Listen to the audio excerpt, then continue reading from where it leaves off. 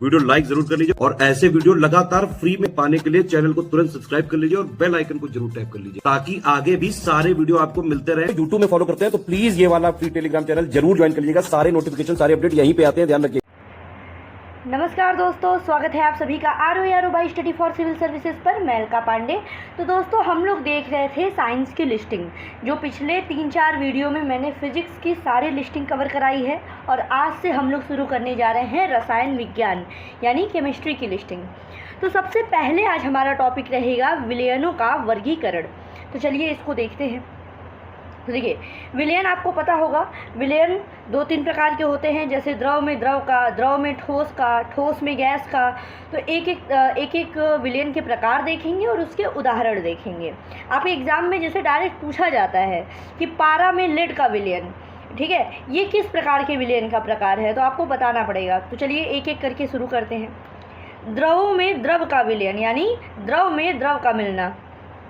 इसके उदाहरण में अगर देखा जाए तो जल में एल्कोहल का विलयन, कार्बन डाइसल्फाइड में ब्रोमीन का विलयन, सल्फ्यूरिक अम्ल में जल का विलयन। ये सभी जो हैं ये द्रव में द्रव के विलयन हैं। अगला, द्रव में ठोस का विलयन। तो जैसे चीनी, जल में आप चीनी मिला दिए, ठीक है, तो ये हो गया द्रव में ठोस का विलयन। उसी तरह कार्बन टेट्राक्लोराइड में आयोडीन का विलयन है। पारा में लेड का विलयन, जेली हो गया, स्टार्च है, प्रोटीन, सॉल, ये सब जो हैं ये द्रव में ठोस के विलयन के प्रकार हैं। अगला है ठोस में गैस का विलयन। तो देखिए, पैलेडियम धातु में हाइड्रोजन का विलयन जो है ये ठोस में गैस है। उसी तरह कपूर का वायु में विलयन, ठीक है, कपूर जो है वायु में जो उड़ जाता है वो भी ठोस में गैस के विलयन का प्रकार है। ठोस में द्रव का विलयन, तो देखिए थैलियम में पारा का विलयन हो गया, चीनी में जल का विलयन हो गया, नमक में जल का विलयन हो गया। ये हो गया ठोस में द्रव का विलयन। ध्यान दीजिएगा, जो चीनी में जल का विलयन है वो ठोस में द्रव है, ठीक है, और वहीं जल में चीनी जो है ये द्रव में ठोस है। अब आगे ठोस में ठोस के विलयन की अगर बात की जाए तो तांबा में जस्ता है, तांबे में टिन, तांबे में एल्यूमिनियम, तांबे में जिंक है, निकेल इत्यादि मिश्र धातुएं जो हैं ये ठोस में ठोस का विलयन है। गैस में गैस का विलयन वायु है, गैसों का मिश्रण हो गया।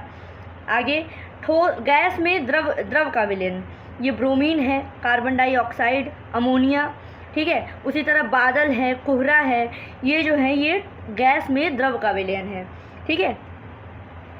आगे गैस में ठोस का विलयन, तो वायु में आयोडीन का विलयन हो गया, धुआं इत्यादि, ये गैस में ठोस का विलयन है। द्रव में गैस का विलयन, जैसे जल में कार्बन डाइऑक्साइड, बेंजीन में हाइड्रोजन क्लोराइड इत्यादि, ये द्रव में गैस का विलयन है। तो हमने विलयन देख लिया, उसके कुछ प्रकार देख लिए। आगे देखिए कुछ अपरूप देख लेते हैं, एग्जाम में पूछा जाता है। जैसे तत्व देखेंगे और अपरूप यानी उन तत्वों से मिलकर के different structure, different chemical bond से क्या बनता है, कौन से अपरूप बनते हैं, ये देख लेते हैं। तो कार्बन देखिए, कार्बन का ही अपरूप होता है हीरा, ग्रेफाइट, लकड़ी का कोयला, हड्डी का कोयला, रक्त का कोयला, ये सब जो है कार्बन के अपरूप हैं। फास्फोरस के अपरूप में सफ़ेद या पीला फास्फोरस है, लाल फास्फोरस है और काला बैंगनी फास्फोरस है। ऑक्सीजन के अपरूप में ऑक्सीजन है और ओजोन है। वहीं सल्फर के अपरूप में आता है rhombic sulphur, monoclinic sulphur, amorphous, plastic sulphur, ठीक है। अब अगला सवाल जो आपके एग्ज़ाम में पूछा जाता है ये है जीव व निर्जीव पदार्थों में पाए जाने वाले तत्वों की तुलना, ठीक है, परसेंटेज वाइज देखेंगे। पहले देखिए भूपर्पटी की बात करते हैं, ठीक है। भूपर्पटी यानी पृथ्वी की सतह की अगर बात की जाए तो इसमें देखिए ऑक्सीजन सबसे ज़्यादा 46.6% पाया जाता है, ठीक। उसके बाद आता है देखिए हाइड्रोजन देखें तो 0.14%, कार्बन 0.03%, नाइट्रोजन बहुत ही कम, सल्फ़र की बात करें तो 0.03%, 3%, सोडियम जो है 2.8%, कैल्शियम 3.6%, मैग्नीशियम 2.1% और सिलिकॉन जो है 27.7%। इसको सीक्वेंस वाइज एकदम याद कर लीजिएगा, ठीक है, कि पहले ऑक्सीजन हो गया, ऑक्सीजन के बाद जो है सिलिकॉन हो गया, ठीक है। तो इस तरीके से फिर कैल्शियम है, कैल्शियम सोडियम है, मैग्नीशियम है, उसके बाद फिर नंबर आता है आपका हाइड्रोजन, हाइड्रोजन के बाद है कार्बन और सल्फ़र। ठीक है, तो ये तो हो गया भूपर्पटी की बात। वहीं मनुष्य के शरीर की अगर बात की जाए तो सबसे ज़्यादा मनुष्यों में ऑक्सीजन 65%, ठीक है। उसके बाद हाइड्रोजन देखें तो 2.5%, carbon 18.5%, nitrogen 3.3%, sulphur 0.3%, sodium 0.2%, calcium 1.5%, magnesium 0.1% और सिलिकॉन जो है वो नगण्य होता है। ठीक है, इसको भी सीक्वेंस में याद कर जाइएगा। आगे बढ़ते हैं, कुछ तत्वों से संबंधित जो है वो प्रमुख जानकारी देख लेते हैं। एग्जाम में डायरेक्ट पूछा गया है, फैक्ट है, एकदम रट जाना है। तो आवर्त सारणी में सर्वाधिक गैसीय तत्वों वाला वर्ग कौन सा है? तो ये है शून्य वर्ग। एक परमाणविक तत्व के उदाहरण हैं सभी अक्रिय गैसें।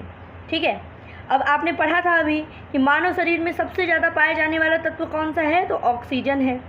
मिट्टी के तेल में रखे जाने वाला तत्व कौन सा है? सोडियम है। हम सभी जब स्कूल में थे तो प्रैक्टिकल करते थे, सोडियम आता था सॉलिड फॉर्म में, उसको मिट्टी के तेल में डुबा के रखा जाता था क्योंकि बाहर एयर से वो रिएक्ट करेगा। फिर हड्डी और दांतों का निर्माण करने वाला प्रमुख तत्व कैल्शियम है। सर्वाधिक इलेक्ट्रॉन बंधुता वाला तत्व है क्लोरीन। सबसे हल्का तत्व है हाइड्रोजन और वहीं सबसे भारी तत्व है ऑस्मियम। ठीक है, वहीं सबसे हल्का धातु तत्व होता है लिथियम। द्रव धातु तत्व है पारा। द्रव अधातु तत्व है ब्रोमीन। और विद्युत का सबसे अच्छा सुचालक कौन सा है? चांदी है। ठीक, आगे बढ़ते हैं। आगे देखिए, सर्वाधिक विद्युत ऋणात्मक तत्व फ्लोरीन है। सबसे प्रबल आक्सीकारक पदार्थ भी फ्लोरीन है। अभी तक कुल ज्ञात तत्व 118 हैं, जिसमें प्रकृति में पाए जाते हैं 98 और कृत्रिम तरीके से बने हुए हैं 20। ठीक है, पृथ्वी पर सबसे अधिक मात्रा में आपने भूपर्पटी वाला देखा था, ऑक्सीजन पाई जाती है। और सबसे अधिक मात्रा में धातु तत्व कौन पाया जाता है? तो वो है एल्युमिनियम। विद्युत का सुचालक अधातु जो है वो ग्रेफाइट है। सबसे अधिक आघात वर्धनीय तत्व जो है सोना है, यानी आघात वर्धनी है, इसीलिए हम उसको देखिए पीट के मोल्ड करके डिफरेंट स्ट्रक्चर दे सकते हैं, ज्वेलरी वगैरह बना सकते हैं। सबसे अधिक क्रियाशील धातु और सबसे अधिक क्रियाशील अधातु तत्व फ्लोरीन है और वहीं सबसे अधिक क्रियाशील धातु तत्व जो है वो सीजियम है। सबसे ज़्यादा आयनन विभव हीलियम का है और सबसे कम आयनन विभव जो है वो सीजियम का है। ठीक, अब आगे बढ़ते हैं। आगे केमिस्ट्री में और हमारा अगला टॉपिक क्या रहेगा? कुछ धातु देखेंगे, उनके खनिज और अयस्क देखेंगे। ठीक है, तो चलिए शुरू करते हैं। इसमें देखिए, धातु है Na। ठीक है, धातु हो गई सोडियम, जिसके खनिज में कौन सा है? रॉक सॉल्ट है, ट्रोना, चिलीशोरा, बोरेक्स, ग्लाबराइट, क्रायोलाइट, ये सब सोडियम के अयस्क हैं। ठीक है, पोटेशियम की बात करें तो सिल्वाइन है, कार्नेलाइट, सोनालाइट। ठीक है, मैग्नीशियम में मैग्नेसाइट है, डोलोमाइट, कार्नेलाइट, किसेराइट, एप्सम। ठीक है, उसके बाद लेड की बात करें तो इम्पॉर्टेंट है, ये देखिए गैलेना पूछा गया है एग्जाम में, सीरोसाइट है, मेटलोकाइट है। कॉपर की अगर अयस्क की बात करें तो कैल्कोपायराइट हो गया, कैल्कोसाइट है, क्यूप्राइट, मैलेकाइट, एजुराइट। ठीक है, पारा का सिर्फ एक है, सिनेबार, एग्जाम में पूछा गया है इसलिए ऐड कर दिया गया, इंपॉर्टेंट है।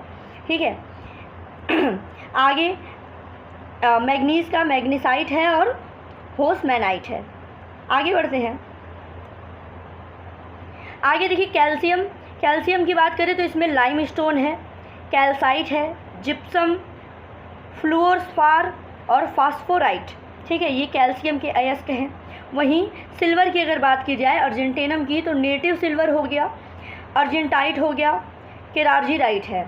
ठीक है, फेरस लोहा की अगर बात करें तो मैग्नेसाइट, हेमाटाइट, लाइमोनाइट, सिडेराइट और आयरन पाइराइट लोहे के अयस्क हो गए। एल्यूमिनियम में बॉक्साइट आता है, क्रायोलाइट है, कोर्डमम है और डायस्पोर है। और जिंक की बात करें तो वहीं जिंक ब्लेंड, फ्रैंकलिनाइट, कैलामीन और जिंकाइट, ये जो है जिंक के अयस्क हैं। ठीक है दोस्तों, तो ये हमने देख लिए। आगे बढ़ते हैं, इसी में आगे देखेंगे। आगे एक और टॉपिक देख लेते हैं, ये है आपकी एल्युमिनियम की मिश्र धातुएं। एल्युमिनियम की मिश्र धातुएं देख लीजिए, इंपॉर्टेंट है और एग्ज़ाम में पूछा भी गया है। एक तो इसमें देखिए जितना मैं पढ़ा रही हूँ ना लिस्टिंग में, A to Z सारा इंपॉर्टेंट है, सब रटना है, यही पूछा जाता है एग्ज़ाम में, ठीक है। एल्युमिनियम की मिश्र धातुओं की अगर बात की जाए तो सबसे पहले है एल्युमिनियम ब्रॉन्ज, जिसमें कॉपर 90% होता है और एल्युमिनियम 10% होता है। इसका उपयोग होता है बर्तन और सिक्का बनाने में, ठीक है। मैग्नीशियम की अगर बात की जाए तो इसमें मैग्नीज, एल्युमिनियम और कॉपर फेरस ये होता है, जो कि वायुयान के निर्माण में इसका उपयोग है। निकेलॉय में देखा जाए तो एल्युमिनियम 95% होता है, कॉपर 4% और निकेल 1% होता है। ये भी वायुयान के निर्माण में इसका उपयोग है। ड्यूरेलुमिन की अगर बात की जाए तो 4% कॉपर है, मैंगनीज 0.5%, मैग्नीशियम 0.5% और एल्युमिनियम 95%। इसका निर्माण होता है प्रेशर कुकर, वायुयान इत्यादि के निर्माण में, ठीक है। तो ये हो गई एल्युमिनियम की मिश्र धातुएं। नाम याद रखिएगा, एल्युमिनियम ब्रॉन्ज, मैगेलियम, निकेलॉय और ड्यूरेलुमिन, ठीक है। तो ये हो गए कुछ टॉपिक केमिस्ट्री की लिस्टिंग वाले, बहुत ही ज़्यादा इंपॉर्टेंट है। मैं बार बार दोस्तों आपको बता रही है, देखिए BPSC वाली भी नोटिफिकेशन आ गई, अगस्त में पेपर है बिहार का। उसके अलावा आपका RO का पेपर है जुलाई में, और UPPCS का पेपर है अक्टूबर में, ठीक है। उत्तराखंड का पेपर है इसी जून में। तो बस पढ़ते रहिए दोस्तों। अगर आपको किसी भी एग्ज़ाम का पेड ग्रुप चाहिए, सिलेक्शन मटेरियल चाहिए, तो आप लोग इस दिए गए नंबर पे कांटेक्ट भी कर सकते हैं, जहाँ पे आपको सिलेक्शन मटेरियल, पेड क्विज, ये सारी चीज़ें दी जाएंगी कि आप आराम से अपना कट ऑफ क्लियर कर लें। तो बस पढ़ते रहिए। God bless you all, thank you so much.